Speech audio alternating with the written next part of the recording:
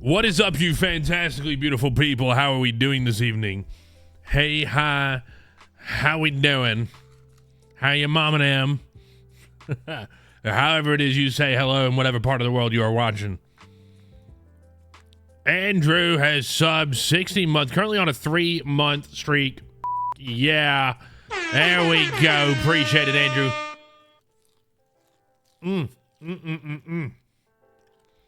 I want to give a special shout out tonight to a couple people. First of all, we're going to give a shout out to both Spencer and Nightwolf.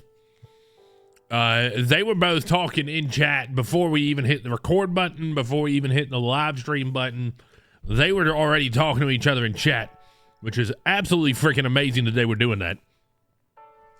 And they were also going to give a special shout out to the Duke Crew's one and only official scorekeeper and the troubles that you're going through. We're all here, man. Hopefully it gets brighter. Remember, there's light at the end of the tunnel no matter how dark it gets. Okay? So keep your head up.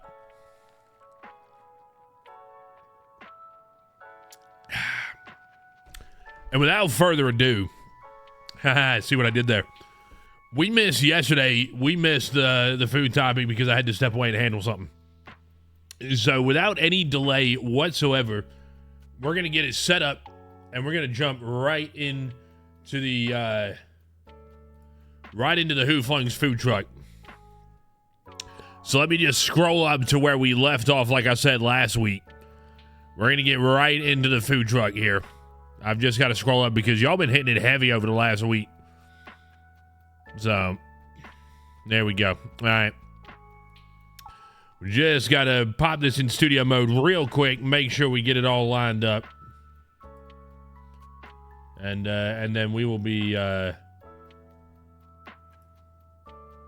showing the world what we got. So, all right. Let's do this.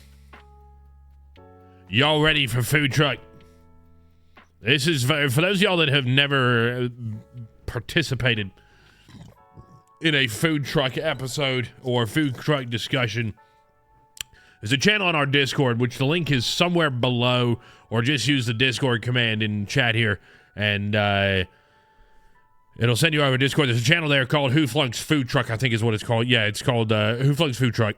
And we post our food in there, pictures of whatever we're eating, and we're giving shout-outs. If we purchase it from somewhere, we're giving shout-outs to the establishments that we purchase it from. I'm starting off live tonight with my contribution. Starting off with the Bevragino from ye old Taco Bell. I've got a Baja Blast. I've got an order of the nacho cheese fries, and I am doing the dipping burritos. I've got 2 orders of those.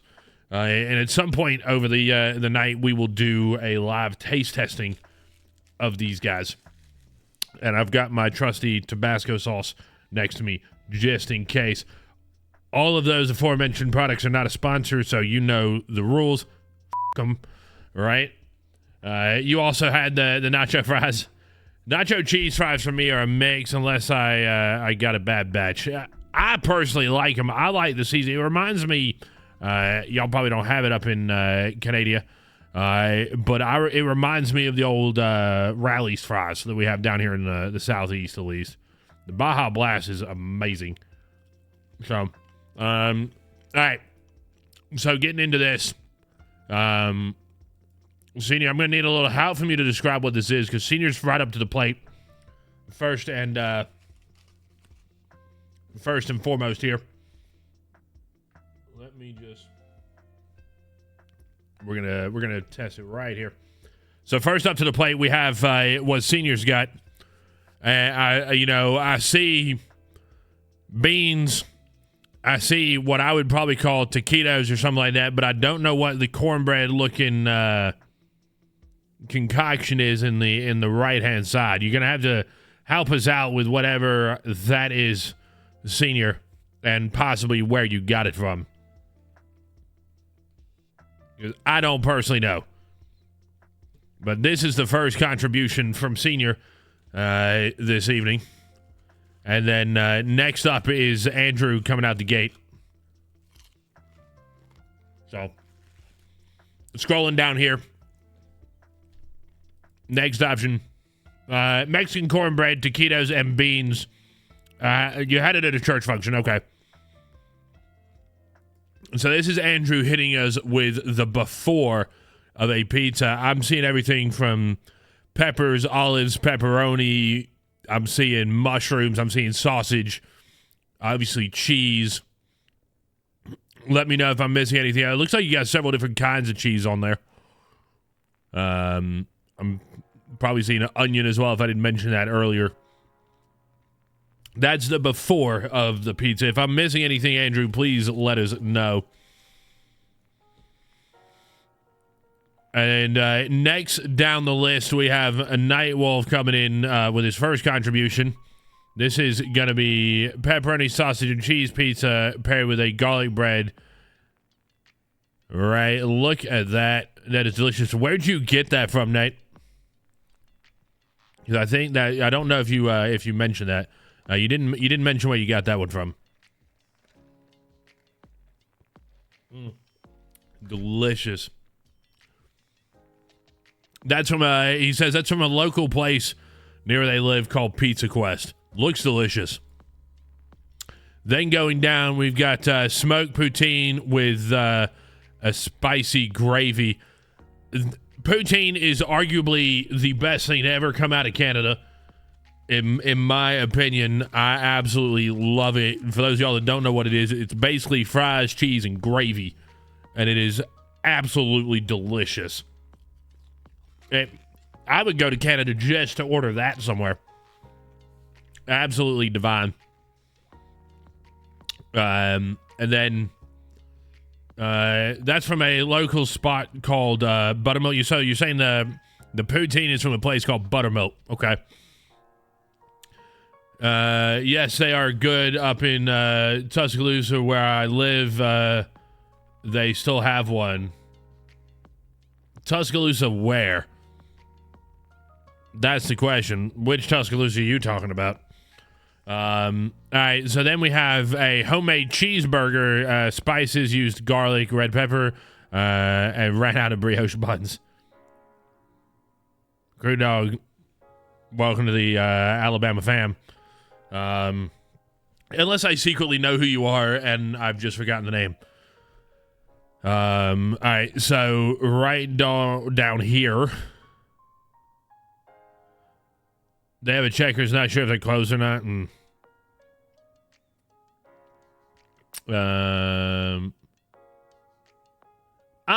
that's it. Yes, your name's changed so much. So then we have, this is the homemade cheeseburger. The homemade cheeseburger looking absolutely scrumptious, but you do need to get the brioche bun in there, my guy. That's mandatory. And then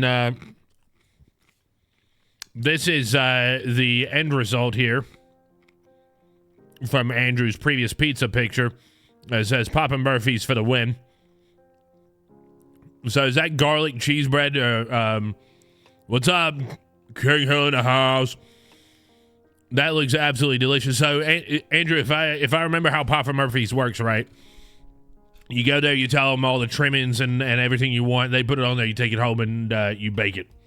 If I remember how it works, we used to have one down in Birmingham, but they went up.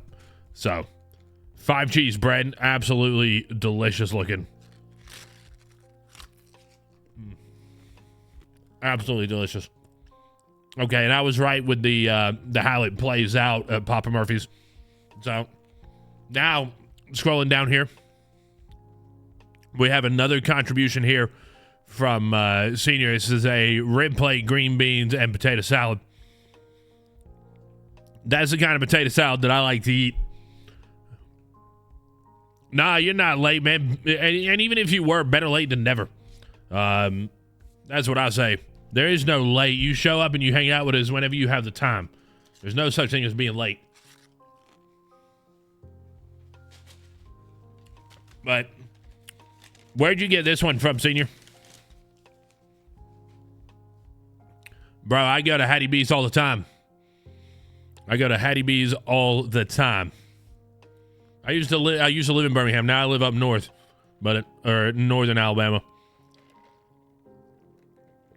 Hattie B's is not bad, but Eugene's, I've got a thing for Eugene's. You know, Eugene's hot chicken is the so. All right. So that was from Senior. Ribs, green beans, potato salad. Then coming down here, we've got another contribution from Nightwolf. So barbecue's called Smitty's in Jasper, close to where he lives in Texas. Yeah, that's in Uptown, Crew Dog, for sure. So down here we've got another contribution from Nightwolf. So it's breakfast farmer's wrap, sausage, egg, bacon, home fries, chipotle sauce, and onions from a local restaurant nearby me, paired with a Joy Burst hydration drink. So we're going to throw that up on the screen. Looking absolutely delish. I think the only location, Crew Dog, is in Uptown. I don't know that they have multiple, because I know Hattie B's has multiple locations. I don't know that Eugene's does. They might have two, maybe. But the one I go to is in Uptown. All right, so we're going to scroll down. I regret not getting food for this. Yeah, right. I learned my lesson the last time that we did this and I didn't have food. I learned my lesson. All right, so scrolling down here, we got Spencer coming in with a pizza for dinner toppings, pepperoni, green peppers, green olives. Look at that. And I love the fact that you took a bite out of it and then put it back. Excuse me. That is fantastic that you took a bite out of the pizza, realized you hadn't taken the picture of it yet, and you put the slice back. I went and ate Eugene's one time when the World of Wheels came to Birmingham. Eugene's is just my personal preference. Thanks to you reminding him. I love it. What are friends for? Got to remind you to take that Instagram-worthy food pic. All right, scrolling down here. That's from a place called Mike's Pizza. I approve. So now we got Nightwolves coming in again. Little French dessert croissant from a local bakery. I like that. I love me some croissants. Absolutely delicious. You know, we have them at work. Our bakery makes a crap ton of them every day. I could eat them by the case. You give me croissants with a little cheese, maybe some ham or something in there. Throw some peppers. Delicious.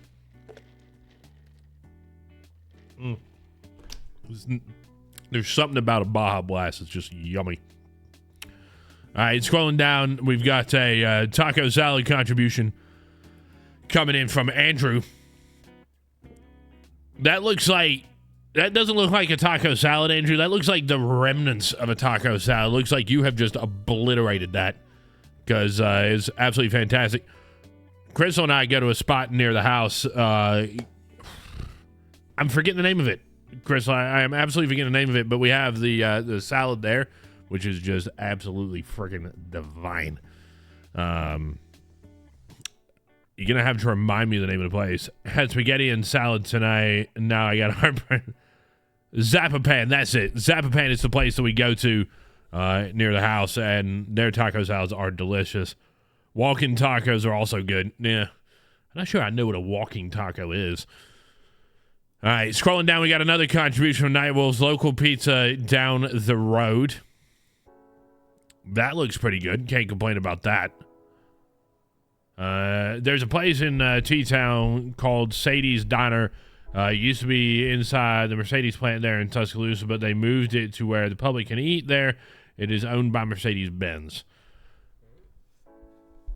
I feel like some of... we got friends that live in T-Town. I'm pretty sure he's probably been there. Yes, I was hungry and ate before taking the picture. I don't blame you, Andrew. I don't blame you. Like I said, I learned this time. Granted, it's Taco Bell, not a sponsor, but I brought food this time. So, next down the list, we have Nightwolves hitting us again with snack for the road home, Cool Ranch, and Intense Pickle Mix. of Dorito. How does that work? Is it one chip flavored and the other chip flavored, and you just randomly which one you get, or is the flavors mixed? Walking Tacos is where you get a bag of Doritos or your favorite chip, top it with your favorite toppings, ground beef. Okay. Okay, all right, so it's random flavoring as to which one you get. Walking Tacos, I don't know that I would have known that it's Walking Tacos, but I definitely know what that is. Once you described it, I just didn't know that was the name that had been given to it. All right. Going further down the list after the cool bag of Doritos there, we've got Andrew hitting us with divorced nachos. Basically nachos without the nachos, if I remember correctly. Right? Nachos without the nachos. And, you know, I'm seeing everything from salsa, corn, cheese. Is that sauteed peppers and onions? It looks like. I don't know why you put we're gonna zoom in right here, or not zoom in, but we're gonna focus right here. I don't know why you got to put a soap flavored green on your food there. If I'm not mistaken, that is cilantro, Andrew. And cilantro to me tastes like soap. I'm one of those that is genetically predisposed to cilantro tasting like soap. So to me, it tastes like absolute right. I don't like cilantro on anything. Get it away from my food. It tastes like absolute. But, you know, everybody else, it apparently tastes delicious. But cilantro, no good to me. All right, so we're going to scroll down a little bit here from Spencer. Chicken fingers done in the air fryer and french fries from a restaurant just down the road called Scott's Fish and Chippy. Not too bad. Not too bad. But did you reheat them in the air fryer? Is that why the air fryer is involved, or is that how they cooked them at the restaurant? Is my question. Because I don't know that you buy your own fast food. You don't buy your own food and then cook it at the house unless it's Papa Murphy's Pizza. Because that sounds a lot like Kay and his homemade lasagna at a restaurant. For those of y'all that don't know what that is, run back and watch that clip. Appreciate the biddies, man. They are exactly, Andrew. They are homemade. That's a running joke. Go back and watch the Kay and his homemade lasagna clip. It's absolutely funny. We roast Kay for saying he had homemade lasagna at a restaurant. The chicken fingers were frozen. You had to cook them. Okay. No shame in that at all. All right, scrolling down, we got Night Wolves coming in again. Fish and chip night, codfish. Is there any other fish that really you do fish and chips out of? Like, I grew up in the UK, right? And it was cod or haddock were the go-tos. I've never seen fish and chips made out of anything other than cod or haddock. What's the secret to the air fryer tenders? I did it once, but it wasn't good. Ooh, air fryers. Dan, air fryers, if done right, are absolutely fantastic. Absolutely fantastic. Air fryers blew my mind.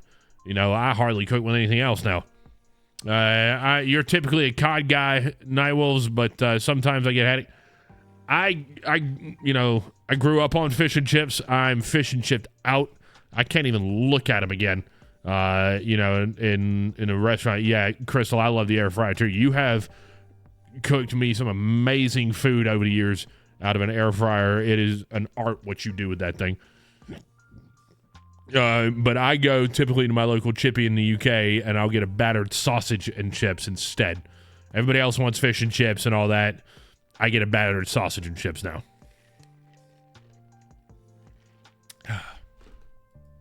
All right. We've still got a ways to go on this, by the way. You're not a lazy chef. You're a time-effective chef, and everything you've ever cooked is delicious.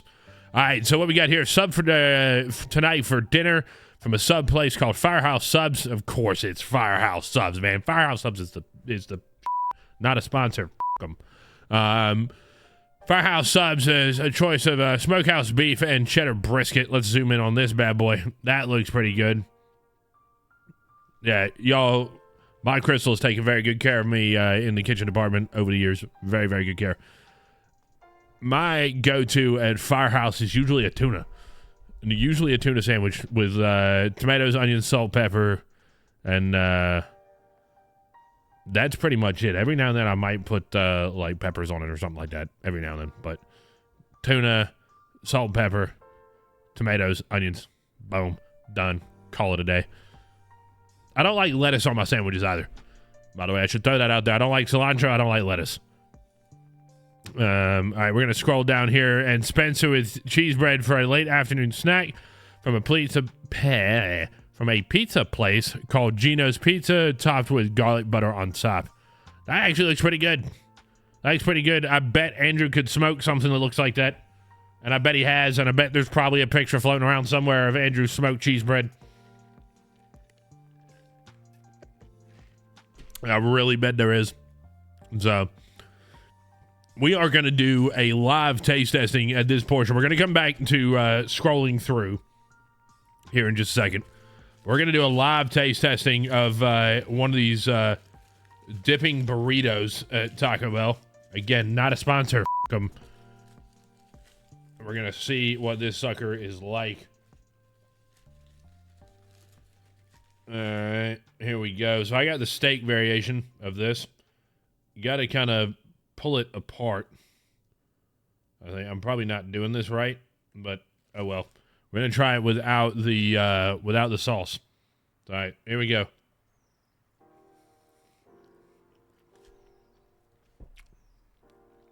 It's not bad. Not bad. Flavor's good. How to describe it? Like it tastes like something else that I've had from there before, and I just can't quite put my finger on it. Almost like a quesadilla.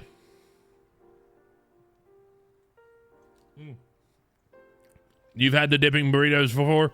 What are you thinking of, Night Wolves? This is not bad, but I feel like it reminds me very much of a quesadilla flavor-wise from there.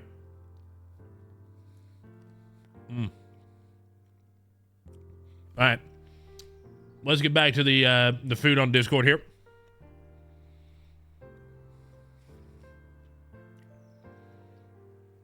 You like the chalupas, Dan? All right. Wendy's Baconator paired with a bacon poutine and French toast sticks. Did you get the bacon poutine from Wendy's? Because I will move to Canada if that's possible. King Hill likes the taco pizza.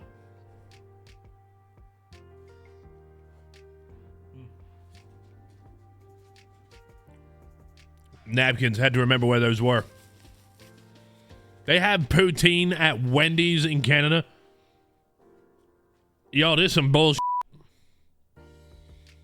That's not fair. They got poutine at Wendy's in Canada.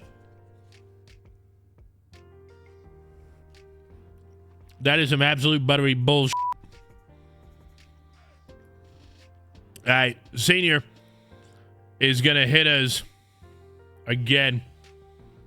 Senior, what are we looking at? Green beans. It's going to look like some sort of, I'm going to say like fried rice or something. Senior, you got to describe this to me. What are we looking at here?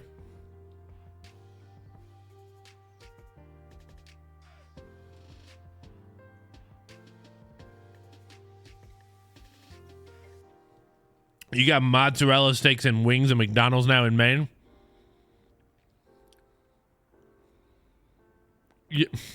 Dan, you're going to laugh at what my brain read. So green beans, dirty rice, and Chinese rice. Okay. Dan, I read your last statement, and in my brain said that you typed out that you're defecating to Canada. Obviously, it says you're defecting to Canada. But my brain and the way it works read you're defecting. But it said defecating. It was absolutely hilarious.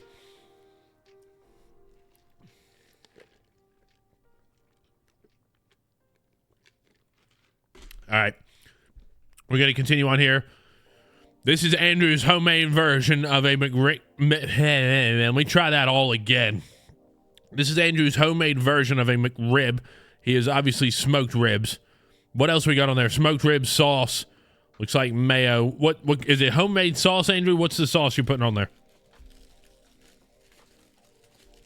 As I unravel my second order of these things.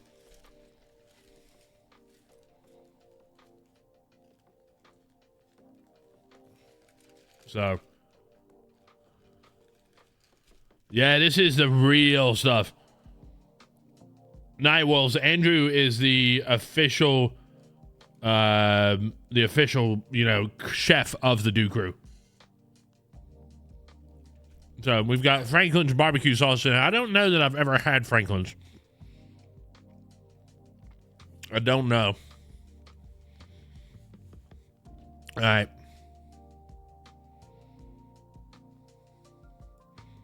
Here we go. We're going to snooze that ad break incoming here. All right, down here, we got Lipton's chicken noodle soup with leftover cheese steaks for dinner night.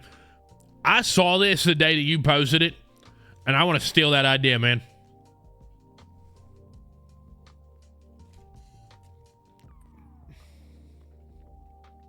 He's got a barbecue joint down in the Dallas area as well. I drive through Dallas a couple times a year, so... But this idea, dude, you know, I like this, Spencer. I'm gonna have to rip this idea from you. All right, we're gonna continue on down here.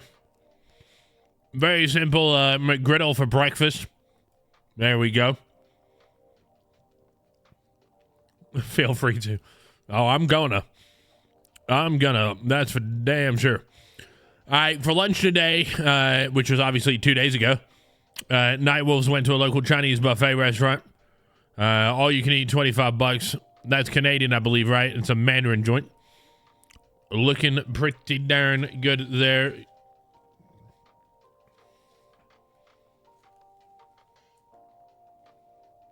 Looking pretty darn good. All right, we're going to keep on going down the list here. The Walmart special meat lovers pizza. I love it. I love that you called it the Walmart special.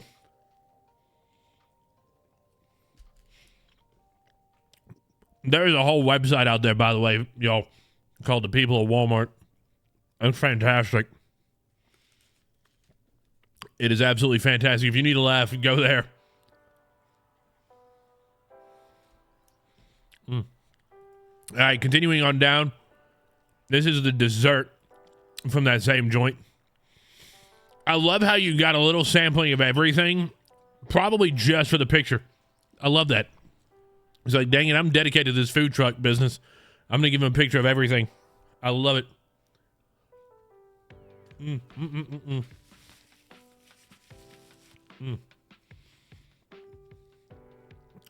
I love it.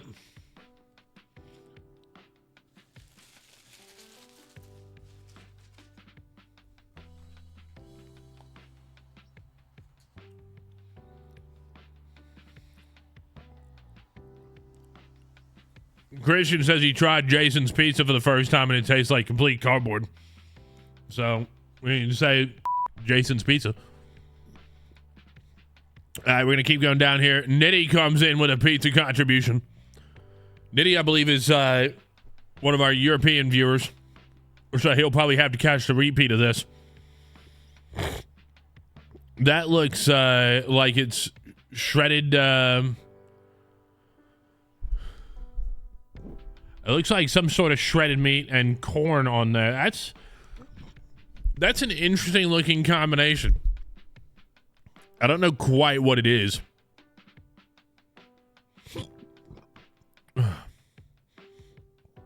I don't know quite what that is, to be fair. All right, we're going to keep going down here. And then you got my contribution.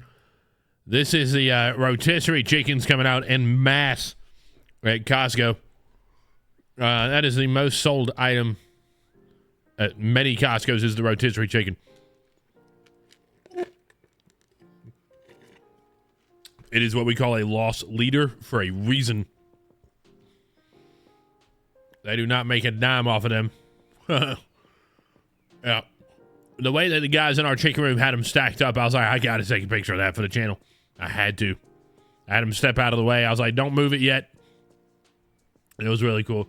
Have you ever seen that old man on social media who buys chickens and puts it into his own bag of some... I saw the man on social media that buys the Costco chickens, and he has the barcode on his shirt because he doesn't want them to scan the chicken bag with the beam. He's like, I don't want that beam to touch my chicken, so scan the shirt. I've seen that guy, yeah. All right. We got a Subway Italiano from Senior here. Senior needs to go back to photography school because that is completely blurred. But yeah, I've seen that guy Nightwolves. I've definitely seen him.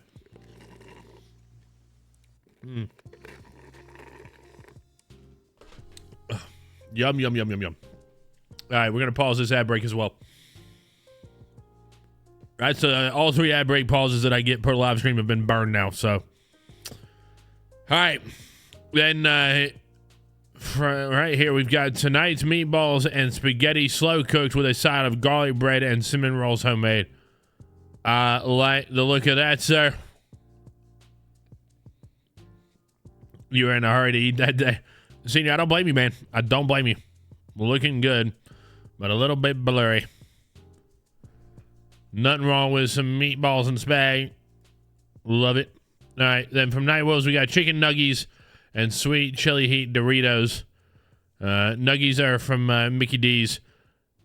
Nuggies, I mean, you can't go wrong with Nuggies. And then I remember there was quite a conversation train going on after this about the Doritos. A couple of people chiming in, Nitty and others saying that the sweet chili heat Doritos are their favorite. We'll bring that up. There's the Nuggies and Doritos. You forgot to take a picture of the cinnamon roll. You got hungry. All right, so right here is the conversation piece here. We got tamales. Where'd you get the tamales from, Senior?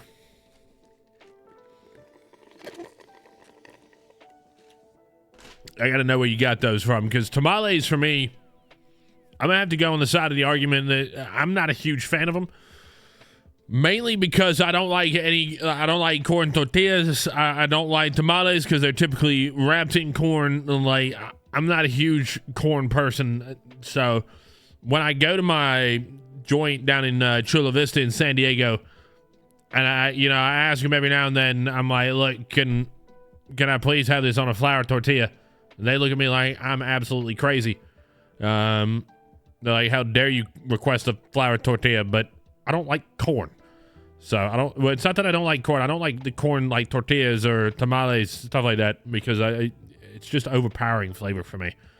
You got them from a restaurant called La Suprema. Okay.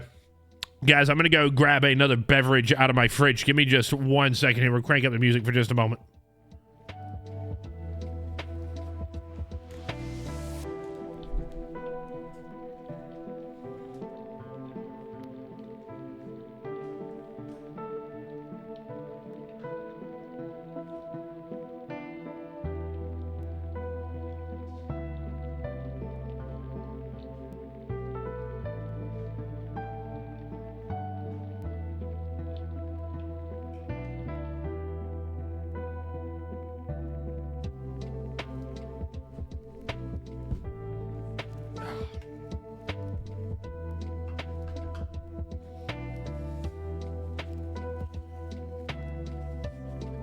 There we go.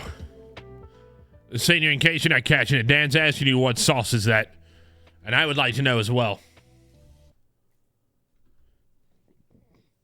We're going to pause the music just for 1 second for the best sound in the world. Oh. Because that usually means some sort of delicious beverage is imminent.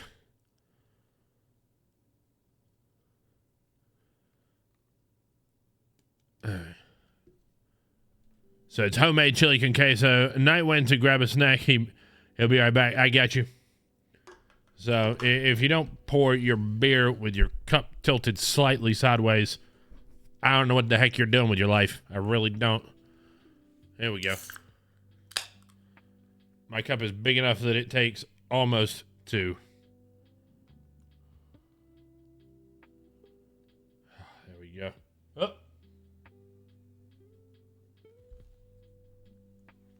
We had to save it. We had to save it. There we go. Little bit of a party foul there. What brand is that? So, Spencer, I don't typically drink alcohol. Yeah, so I don't typically drink alcohol. So this is a non-alcoholic beverage. Done by Athletic Brewing Company. So it's not that I don't drink alcohol, but it is, not as a rule. I don't.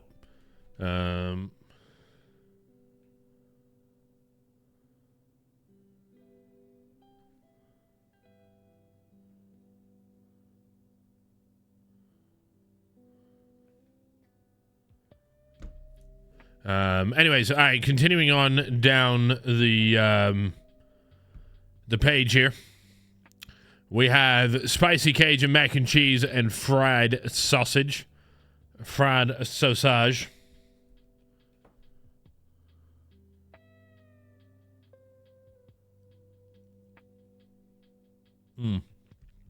That looks pretty darn good. That looks pretty darn good.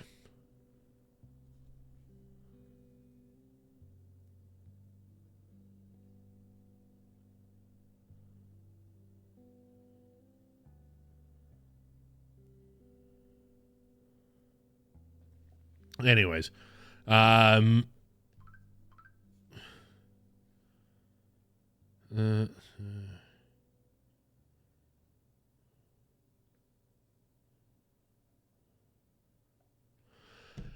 next up, we have crispy chicken sandwich and chips from a local restaurant called Scotty's Fish and Chippies. Didn't we have something earlier from Scotty's Fish and Chippies? I feel like we did.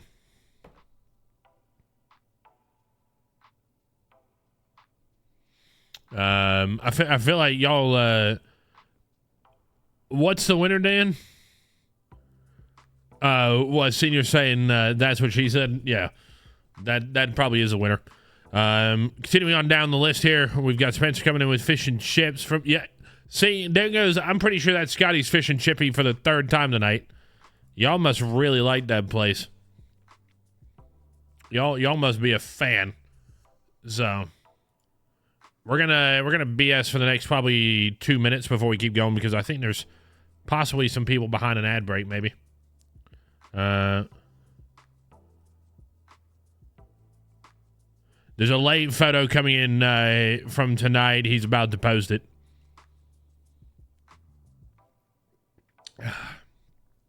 So, you made a late edition. I like it. All right. So continuing on down here, we've got Andrew's Bacon Cheeseburger from Five Guys. I can't eat at Five Guys, which is really sad, because they cook everything in peanut oil, and your boy is allergic to peanuts. So, I eat freaking peanuts, and this will be the last episode of the food truck. That's for sure. That looks good, but of course I'll never know what that tastes like. So, going on down here, this is the late night edition. Sausage from a local butcher named Navarra Bakery and Portuguese cheese. My guy, you got yourself the makings of a charcuterie board there. You got the makings of a charcuterie board. Great but expensive. I'm trying to think if I got any late additions. No, the last food pay that I have, we already went over. We already went over. Didn't have crackers. Sad. Don't always need them, right? Don't always need them. There we go. What is it that we love to do with cheese now, Senior? You got to put cheese on a warm piece of apple pie. It's mandatory. There is an this is an absolute, that's what she said, moment, but for me, you will never know what Five Guys taste like. Buzzing. I love it, Senior. I love it. Senior's saying that's what she said when I said I'll never know what Five Guys taste like. Sadly, my ex-wife doesn't know what Five Guys taste like. I shouldn't talk like that. That's horrible. Yeah, absolutely. It has to be a sharp. My ideal cheese for the apple pie, Dan, has to be a sharp white Vermont cheddar. Right? So, yeah. Oh, my goodness. That has been an absolute phenomenal food truck episode. Absolutely phenomenal. That's,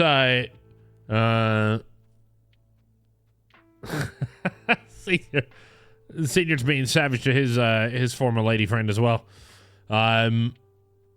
That's got to be one of the longest episodes of the food truck. So starting now, guys, y'all got to get your pictures in for next week.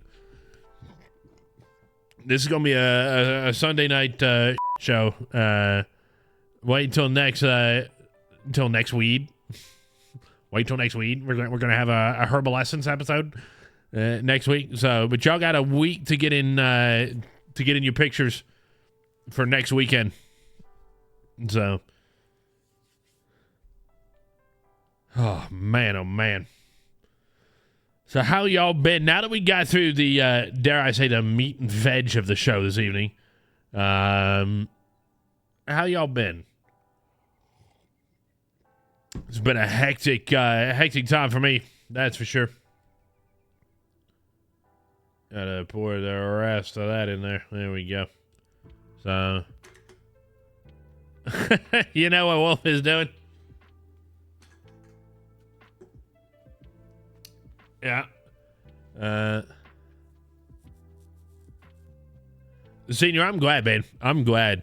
I don't know that there's anything major in the baseball world, but we'll talk about the idea that you popped up here in the where was it? In the baseball channel here. So, what was it? If Major League Baseball were to have a skills challenge like the NBA All-Star Weekend, what would you want to see and why? Is it competitive bunting? So, the idea behind this was a tweet that Senior shared in the baseball chat channel. That basically, the NBA All-Star Weekend has a thing called the skills challenge, basically, and it was like, well, we should do the same thing in baseball. And the thing that's, right here, Andrew said the hardest and accurate throw from third to first was one of his criteria. So Eli De La Cruz, I believe, holds the record for the hardest ball thrown from third to first, and also the hardest and most accurate ball thrown from third to first. Last season, he threw it from third to first. I believe it was 106 point something miles an hour. 106 like a half miles an hour from third to first, but the first baseman didn't catch it. So that's the hardest one thrown. He also, I believe, holds the record for the hardest and most accurate one, which is 96.7, or is it 90? It's like 96.7 or 97.9, something like that. Yeah, it's like 106.8, something like that for the one that was not caught. The one that was caught, I think is 90? Yeah, 96.9 or 7 or something like that, which was caught. And it was an absolute beam. Both of them were, to be fair. You got 34 feet. 34 feet of what? Don't tell me you got 34 feet of snow. No, the one where the cover rip was pretty accurate. So Brownie points to the Dew Crew. If anybody can tell me who threw the hardest pitch in MLB history, what team were they playing on, and what was the speed of the pitch thrown? So you got to give me the player, the team, and the speed. I already know the answer. Otherwise, I wouldn't be asking the question, so I'm out. But the player, the team, and the speed of the pitch thrown. Let's see if anybody can get that right. But if we're going back to this general topic here, what events would y'all like to see in that? And who do you have winning? I have Eli De La Cruz winning the hardest and accurate throw from third to first. I think he would just win that hands down. I had to get you a Fuse Raspberry Tea. Brewers 124 miles an hour. Absolutely not. Not even close. I don't know that anybody on the Brewers could throw faster than T-ball. And T-balls don't move. Shout out to the Brewers. But I love that you're just going way out there in left field with it, Dan, though. I absolutely love it. Let's see here. So anybody else got a guess? And no Googling it. No Googling it. Joyce, 105 miles an hour fastball four-seamer, Los Angeles Angels of Anaheim. No, that is not accurate, sir. That is not accurate. I thought Fuse Tea was bought by Nestea because I remember it used to be that until Canada took it. So Senior came in with a very solid guess, but it was not Joyce at 105. Four-seamer fastball for Anaheim. It was not him. So anybody else want to throw their hat in the ring before I give out the answer to what was the fastest pitch thrown in MLB, who threw it, and what team were they playing for when they threw it? So I already know the answer because I'm a bit of a fan of this guy anyways. Close, Senior, close. And I'll tell you why you're close on that. The answer is Aroldis Chapman. The answer is 106 miles an hour, but he did not throw it when he pitched for the Yankees. So what team was he pitching for when he threw 106?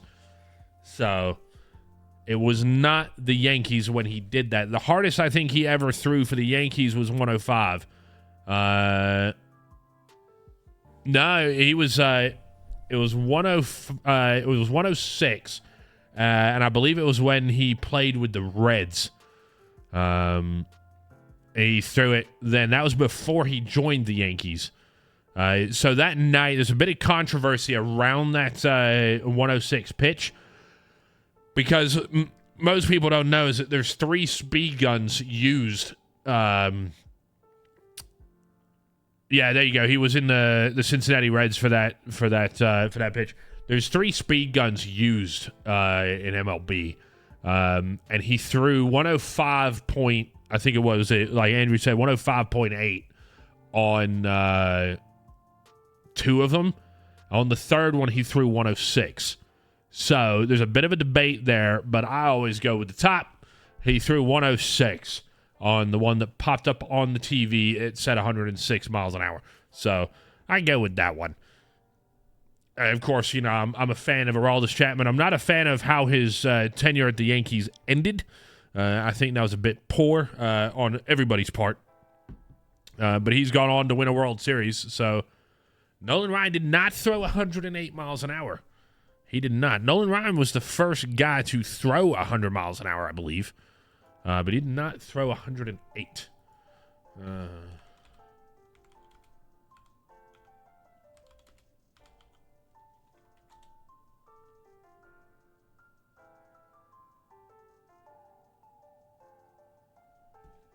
So, imagine being in the batter's box facing 106. So, they say, right, Chapman routinely throws over 100 miles an hour. Routinely. I think last season he threw as hard as 105 and change. But they say when Chappie's throwing that fast, you have less than 0.3 of a second to decide if you are actually going to swing at the ball before the ball has already passed you. You've got 0.3 of a second to decide if you are going to swing. You almost have to swing before the ball leaves his hand, because if he's accurate with it, you're not going to hit it, right? You're swinging basically as the ball comes out of his hand. You've started your swing, and you're just hoping that you connect. There was a guy, and I can't remember who it is. The baseball aficionados can do some homework on this one. Last year, that was the fastest pitch thrown in MLB, but it was not the fastest strikeout. That was Randy Johnson's fastball was 164. No, it wasn't 164, but it did obliterate that birdie hit. R.I.P. to the homie there. But that was I can't remember who threw it, but I think it was 105 point something for the fastest strikeout pitch in MLB was thrown last year, and I just can't remember who threw it. But I know the baseball aficionados are Googling this, and they'll let us know here in a second.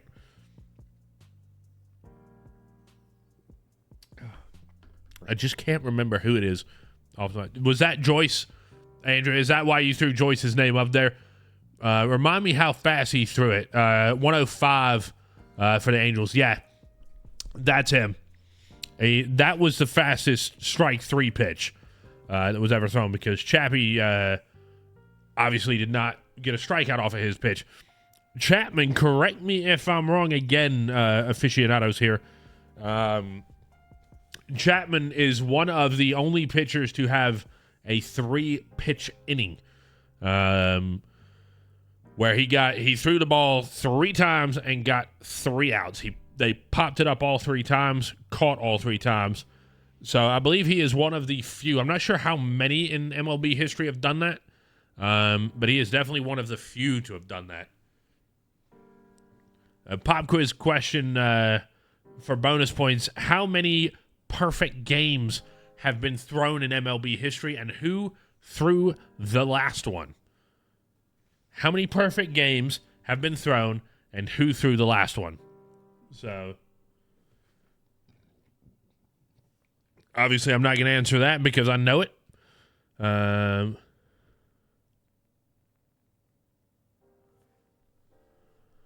we go. So, Nightwolves is coming in with the fastest pitch by the Toronto Blue Jays was 103. That's the fastest in Blue Jays history. Excuse me.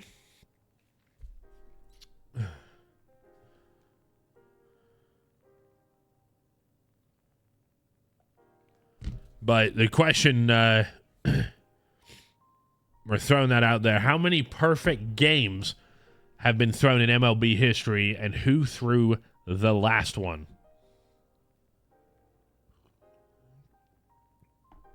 We should do a game simulator of a baseball game. I actually have a couple of those on my channel. I can't remember. The last one was probably posted like 2 or 3 years ago.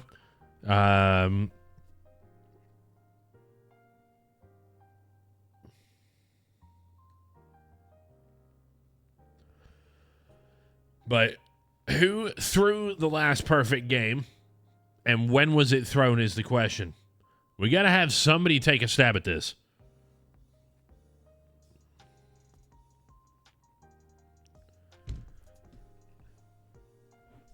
Do y'all need a hint?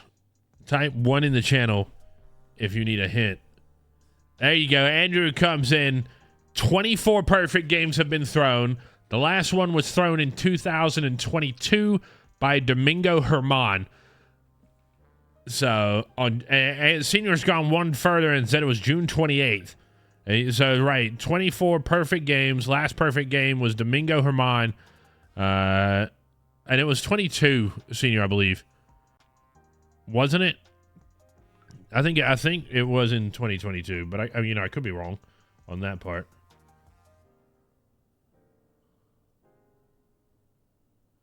So, it was 23. Okay. I would have gone with 22.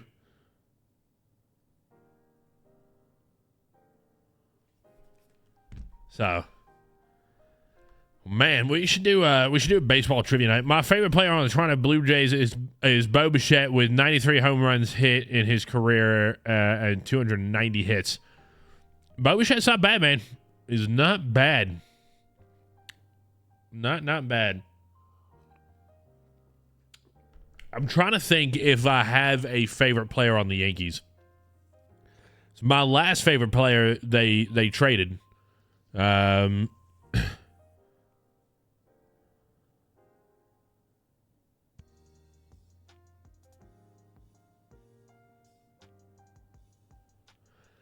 So the first pitcher to throw a perfect game with the new rules was also Domingo Germán. So that was the first. Was 23 the first year that they had the new rules? I think it was. And Germán managed to do that. Unfortunately, shortly thereafter, Germán fell on a bit of a tough time there.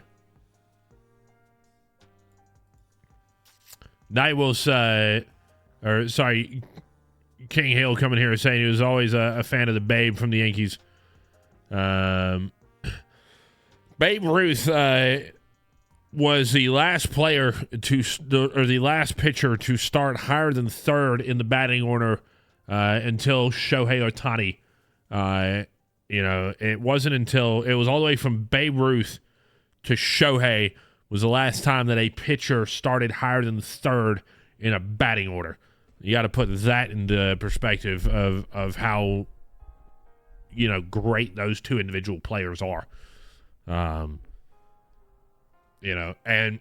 let's think about it. In the age of absurd contracts, we've got two absolute bonkers contracts in MLB right now with Juan Soto and Shohei, both in $700 million contracts. Babe Ruth in his prime, how much would he get paid right now? Knowing farewell, there's already two $700 million contracts out there. Babe Ruth in his prime, how much would he get paid right now?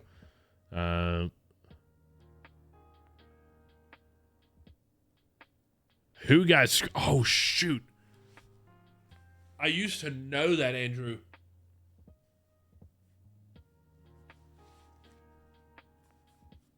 I used to know that off of the top of my head. So we got two great questions coming out here. From Andrew wants to know who got screwed out of a perfect game by umpire Jim Joyce. And Senior wants to know is the most recent combined no-no.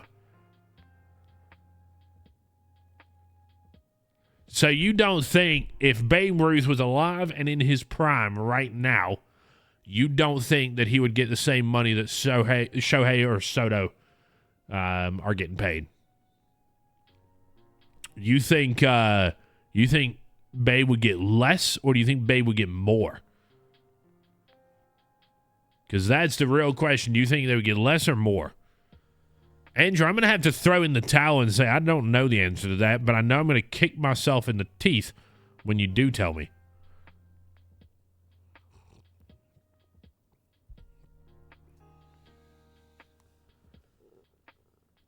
Well, you said no team would be that stupid to pay that much. The Dodgers and the Mets are already that stupid, so they're already paying that.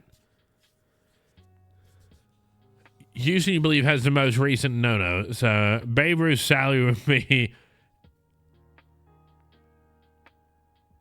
So Christian here has done some math that his salary back then, converted into today's dollars, would be $1.5 million.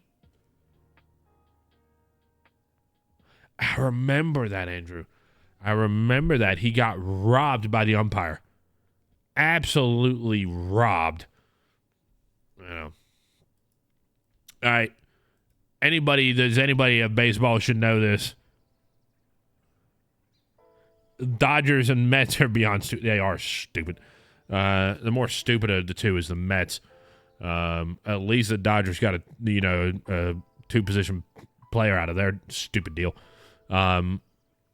Most legendary umpire of all time. Drum roll, please, and let's hear those answers. Or I say hear them. Let's read those answers in chat. Drum roll.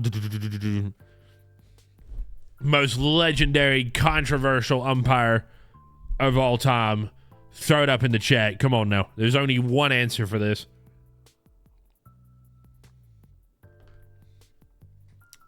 Have we had an answer for Senior's question? Most recently combined no-no. We might cheat and have to Google this.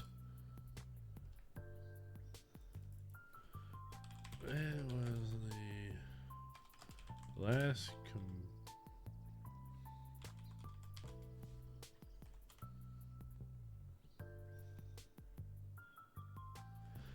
so I do know the answer. Now, senior, the most recent combined no-no was thrown in April 23rd of 2022. The Tampa Bay Rays threw a combined no-hitter against the Boston Red Sox. That was broken up in the 10th inning.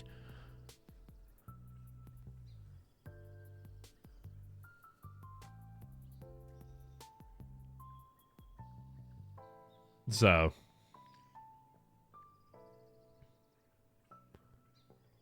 yeah, exactly, Andrew. Like there was any other answer other than Angel Hernandez. So, yeah, it is, I remember going, I think it was to,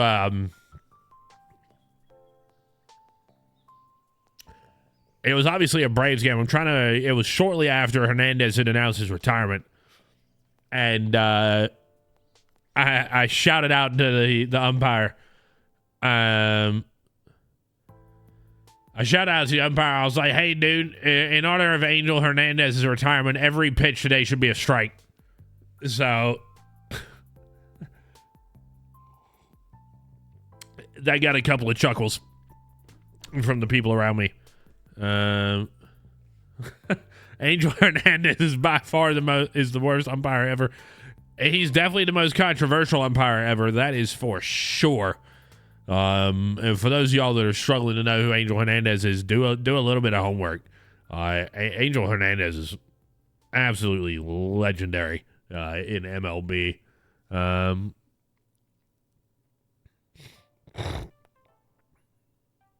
Angel Hernandez, I don't know if he was a player at one point.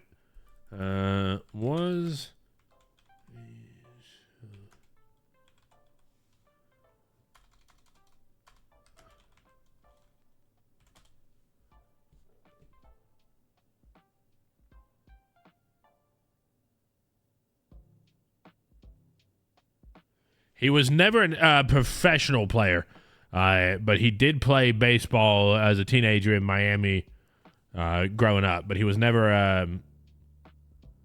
who is the all-time leader in hits in... I mean, bro, come on. Who is the all-time leader in hits in Major League Baseball?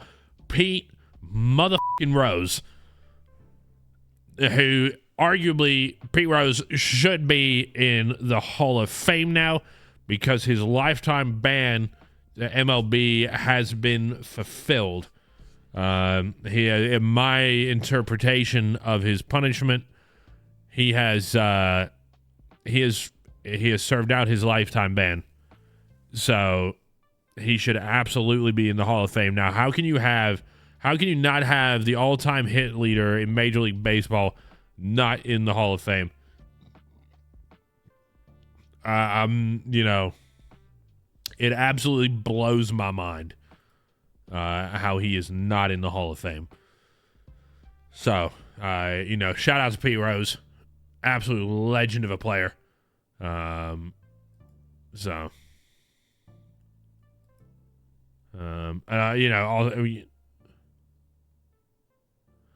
because he threw a game. If players who gambled were banned from baseball, honestly, Shohei Ohtani wouldn't be playing right now.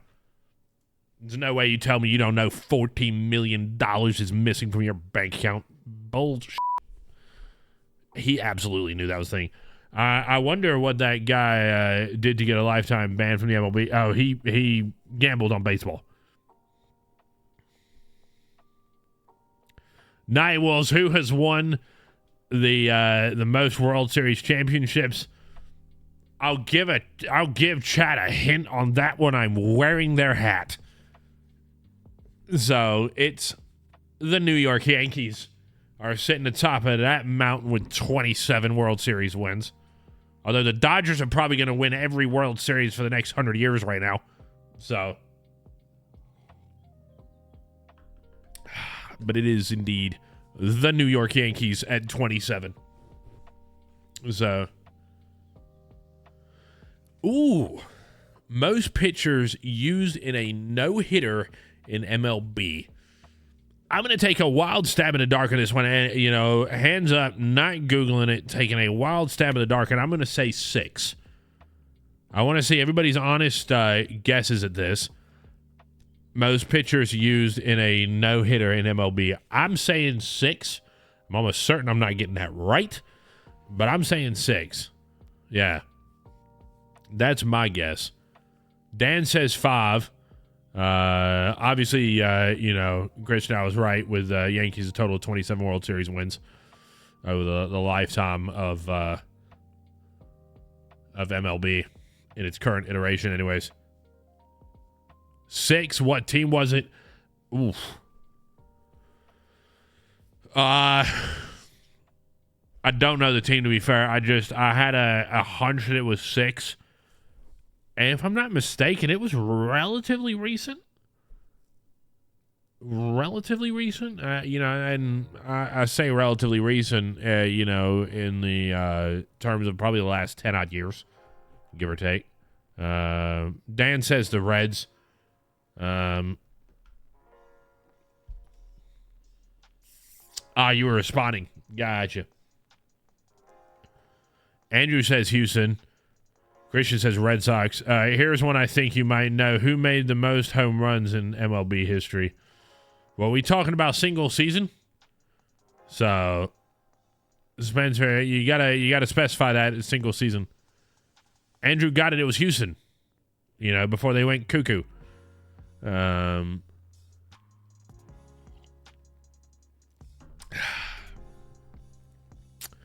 But, you know, the most single-season home runs is Barry Bonds.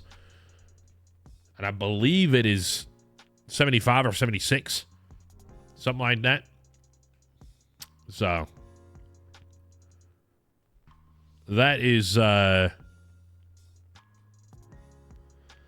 good question. But it is definitely that, and that was during the steroid era, for sure, in baseball. Shortest home run hit ever. Well, so senior, when you're saying shortest home run ever, are we counting inside the park home runs, or are we counting over the fence?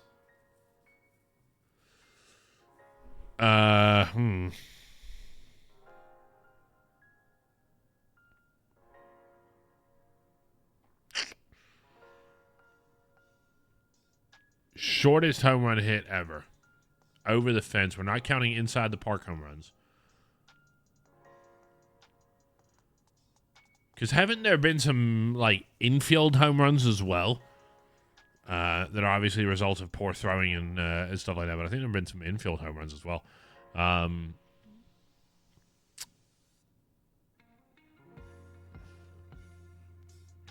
want to say it's going to be sub 300 feet. Let me know if I'm at least in the ballpark with sub 300 feet, senior. That's because I think I am. I think it is sub 300 feet.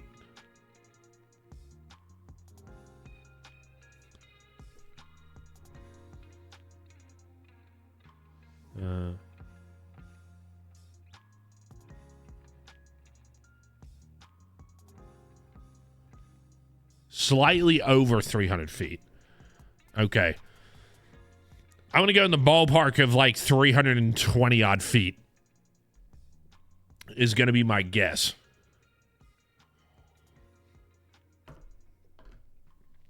That is going to be my guess. It's about 320 odd feet.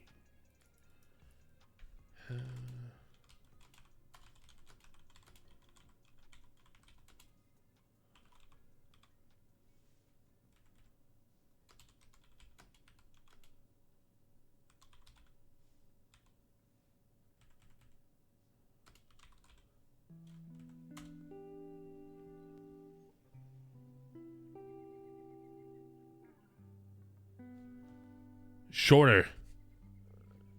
Were you saying shorter than me, or were you saying shorter than Andrew? Because Andrew's coming in with 303. 302. There you go. All right, here's a question. The oldest professional baseball stadium in the country is what stadium, and how far out was the original center field wall in that stadium? So it's a two-part question. The oldest professional baseball stadium in America is what? And how far out was the original center field wall? So that's the two-part question. Oldest professional field, and how far out was the original center field wall? And is it still operating? It is indeed still in operation. It is not Fenway. No. Fenway is not the oldest professional baseball stadium.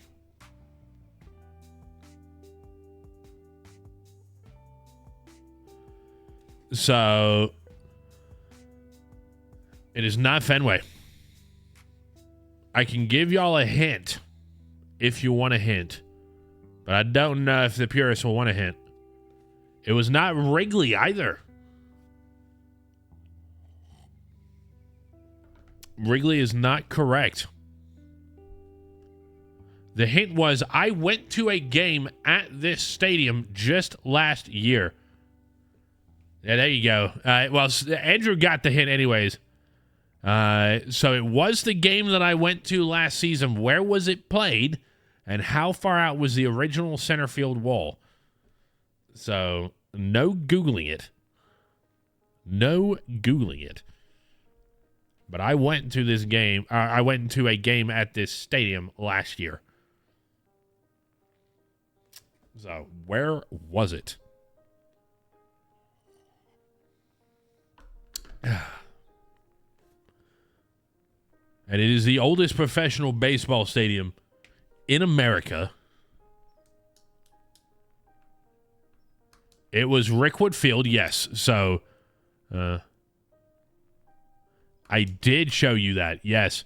So, Senior gets it right with Rickwood Field.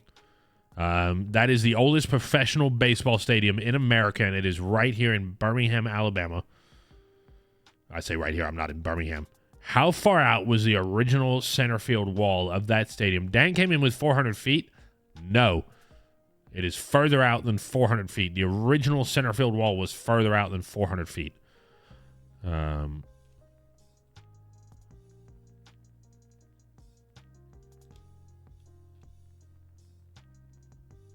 get to your question in a second, Wolves. But how far out was the original center field wall? And then you'd be amazed at the differences in field length. Senior comes in at 425. No, it was further out than that. Nightwolf says 900. No. It was not 900 feet. So, does Andrew want to take a stab at it? You're close, Senior. You're close. Nightwolf says 650. All right, so Christian definitely Googled the crap out of it. He absolutely Googled that. But it was 478 feet to center field. All right, so obviously the oldest professional baseball field in America is Rickwood Field. The original center field wall was 478 feet. And then 470 feet to left field and only 335 feet to right field. It was a drastic difference. All right, Senior says, including inside the park home runs, shortest home run hit, less than 5 feet. Less than 5 feet after the original contact with the bat. No matter where the ball ended up going, like the missed throw at first and all that, I'm going to say the shortest one was less than 5 feet. You guessed it. I'm teasing you, Christian. I'm teasing you. But it was 478 feet. It was not 478 feet when I went to watch a game last year, but it was 478 feet was the original wall. And it is actually still standing.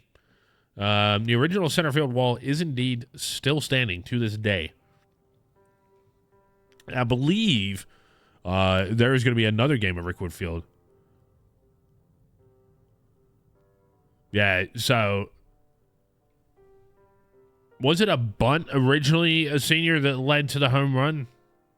Or was it just a chipped, pitch? My question.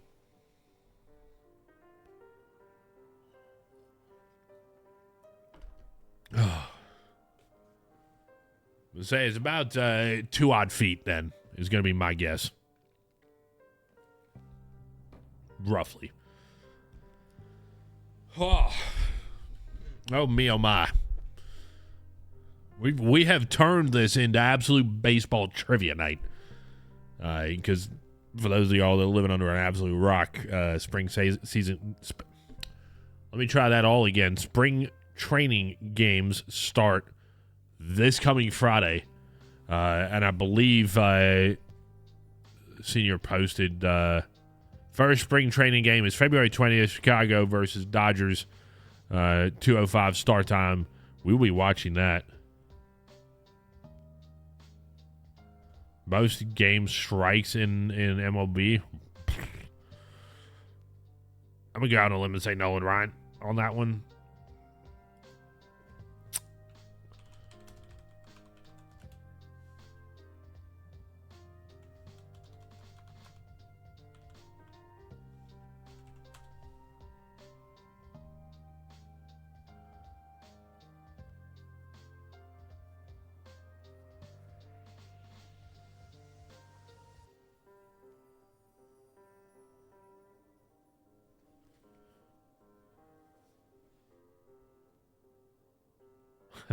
The answer is 24 inches by Andy Euler in 1904 from Minnesota. There you go. It's the only time anybody in his life ever saw 24 inches. Buzzing. But yeah, first spring training game, February 20th, Chicago versus Los Angeles at 2:05 start time. We will be watching that here at the Duke Crew. We'll be watching that on Discord for sure.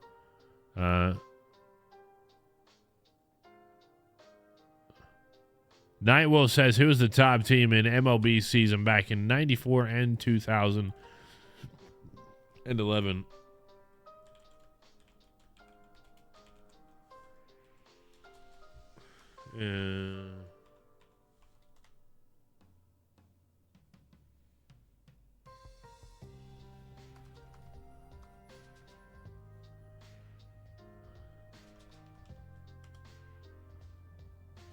So that's a trick question. That's a trick question, Nightwolf. Because, that's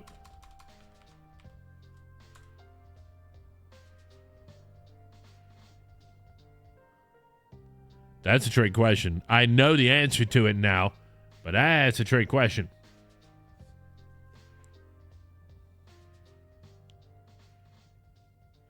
Who was the top team in MLB season back in 94 and 2011? It's a very trick question. It's not on my head. The reason why it's not on my head is because 1994, there was no World Series because the MLB strike in 94. And then the St. Louis Cardinals won the World Series in 2011. So...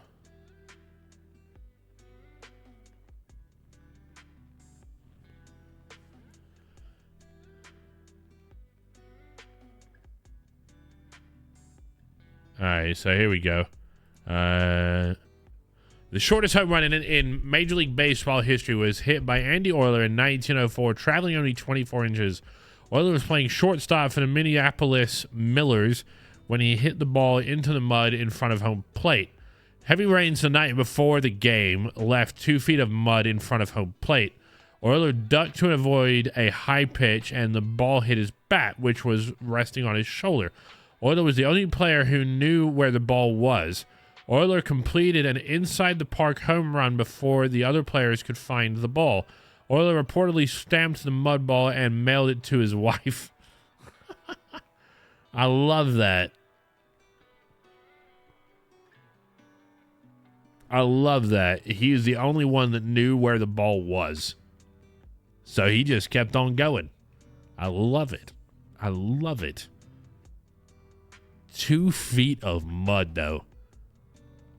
I would love to have been a fly on the wall for that.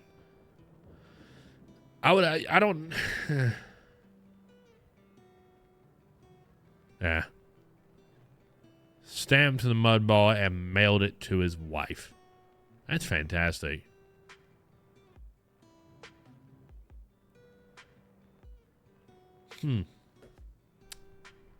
That's pretty... For the love of the game, you're right. Guys, who do y'all have winning the World Series this year? If it's not the Los Angeles Dodgers.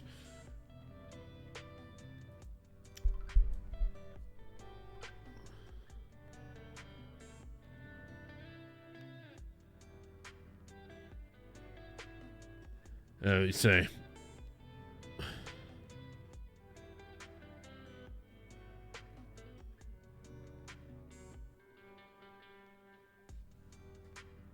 Yeah, no, it's unfortunately, Andrew, but it probably is going to be them simply because they bought it, right?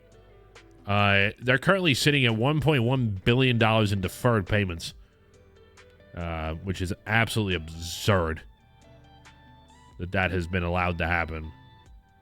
We know not the Chicago White Sox. You know, if I were teams that have basically thrown in the towel saying that the Dodgers are going to win the World Series, I would say somebody else has got to go for broke. Somebody else should try and lose every single game. I say not try and lose, but because then that would take the fun out of it because you just see them forfeit every game or something like that. But do we see the seniors calling it now? Dodgers, Red Sox, 4 games. They're still paying Max Scherzer. You say the White Sox are still paying him? Seniors calling the World Series now a sweep. Dodgers, Boston, Dodgers in 4. I'm going to say... I'm going to be... a little bit selfish on this one. I'm going to say Dodgers, Yankees, Dodgers in 5 like last year. That's my theory on it. Dodgers in 5. Yankees will get 1 game again. But I think unanimously across the Dew crew, we're going to say the Dodgers are going to win the World Series. Do we see the Dodgers beating the single season win record? Miami looks to be on track for the worst record.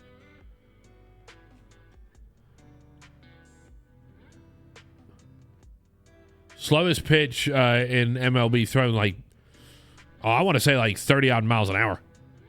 It was an eephus, I think. It was 30-odd miles an hour, if I'm not mistaken. Might even be slower than that, but I think it was 30-odd miles an hour. Yeah.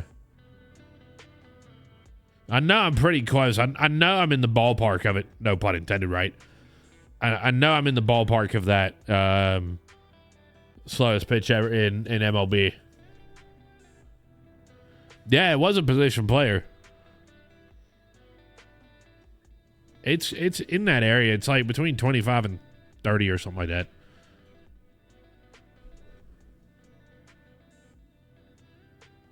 If I'm not mistaken. I could be a little bit off, but Brock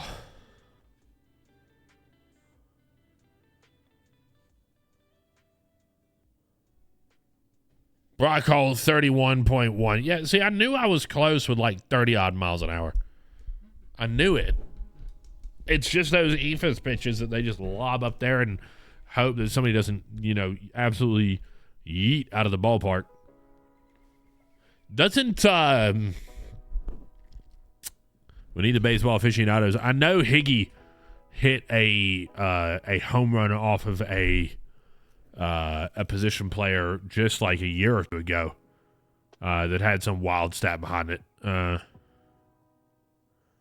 can't you use the number 42 in baseball? Because it is the only number that has been retired across the entirety of Major League Baseball, and it is worn one day a year by everybody in Major League Baseball, but it is the only number that has been unanimously retired by Major League Baseball.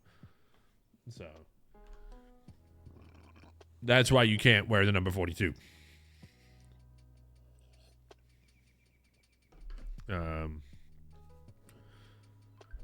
Oh, my phone is a buzzing.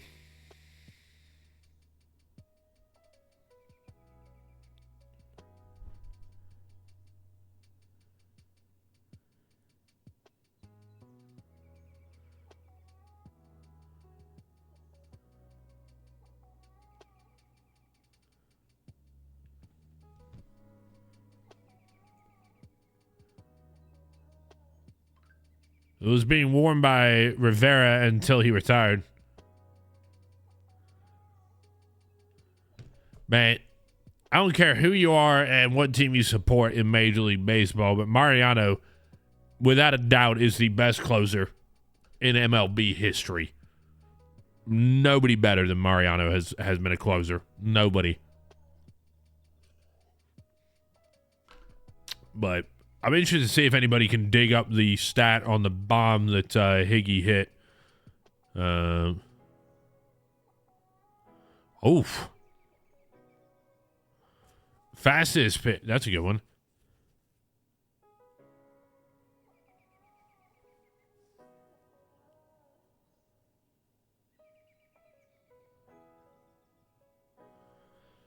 Fastest pitch hit for a home run by a position player. 100 plus. Maybe 100 plus.